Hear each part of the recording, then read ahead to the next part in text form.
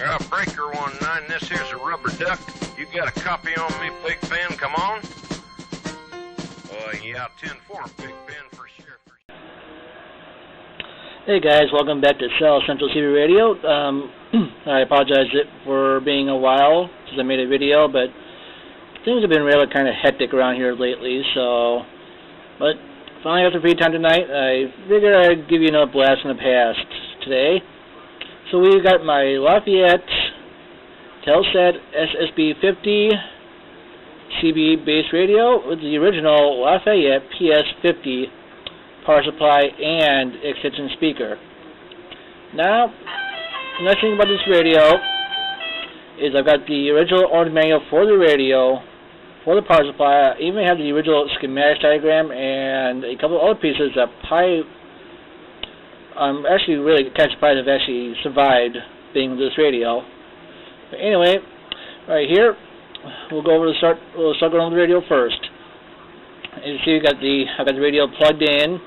It is receiving signal. It does transmit really well, good clear audio.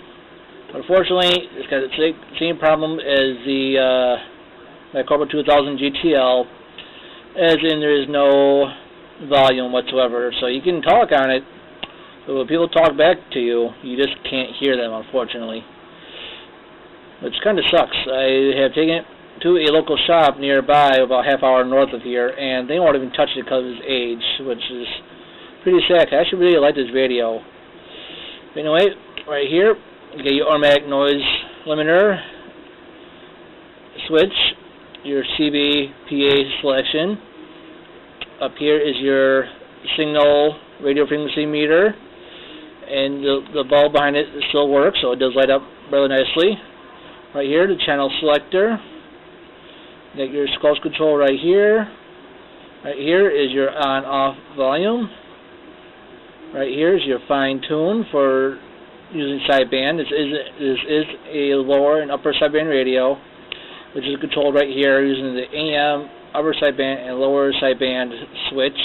So it is a three-way switch. And it's right. Got the original mic, still working well. And right here, you got the original power supply. And if I hit the switch right here, you notice it's still working great. So, yeah, I was picked up at a swap meet. I really had kind of actually bargained with this guy, because he just did not want to sell it for a very cheap price. I finally paid about $45 for it. Not sure if I got a good steal on it or not, but many years ago, so kind of hard telling at the moment. Anyway, going back to what I was mentioning here just a few minutes ago, if you look right here, you've got the original manual for the power supply, the original 90-day limited warranty card. I don't know if it's still good or not, but hey, it never hurts to ask. Underneath that,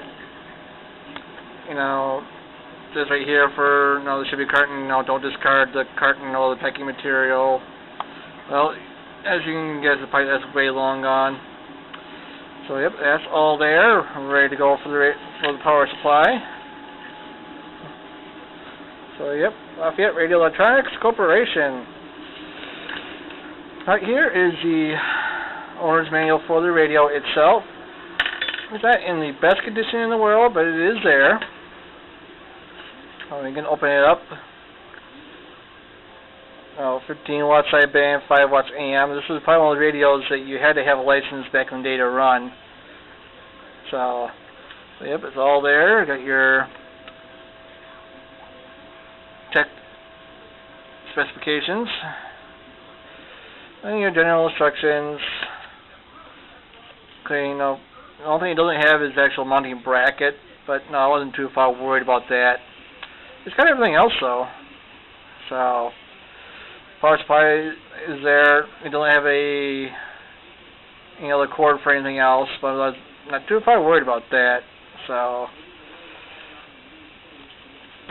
there's mobile instructions for mobile installation. Again, I don't have the mobile bracket for this, and I'm not too far worried. I actually kind of like kind of like having it as a base station radio. This looks nicer that way, in my opinion. But you know, that's just me. If anybody else has this radio and they got the mobile, hey, more power to them. It even has a burglar alarm on it if you want to connect it to your vehicle. It's an oddball feature for back in those days, but hey, if it works, it works. If it doesn't, well, yes, I'll never know, because I don't plan on hooking it up like that ever. And it shows how you should possibly hook it up antenna-wise. So, you know, base station antenna-wise. You know, and all the other goodies, instruction-wise. Yep, all there, which is really, really nice for this radio. And it goes up to 27.255 to 23. And shows out at 26.965. So, yep, that's pretty nice. And again, Service Division, Lafayette Radio Electronics. I did have a date on this booklet somewhere about when it was published. Let's see here. Yep, 1976. Hey, there you go, 1976. So, yep, there's that booklet right there. Oh, not in perfect condition, but it is there. Now, the exciting part, and what I really found surprised about this radio that came with it, bada bing, bada boom, we have a schematics diagram. The complete wiring diagram for this radio. I've zoomed in a little bit for you. It shows every last part of that. And you flip it around. I'm going to grab a hold of it here for you. It's got a more simplified version of it, but this is the parts location. So that's from the front of the radio. I'll zoom back out for you here. From the front of the radio all the way to the back. So yep, it's all there. Owner's manual, warranty card, and schematic diagram, all for this radio. So yeah, this is a really neat find. It's been in my possession for a long time now, and no one of the radios I just don't plan on ever getting rid of. So, yep. So if you have any other questions, comments, feel free to contact me here, or you contact me at the website at the bottom of the video. Talk to you later. Bye-bye.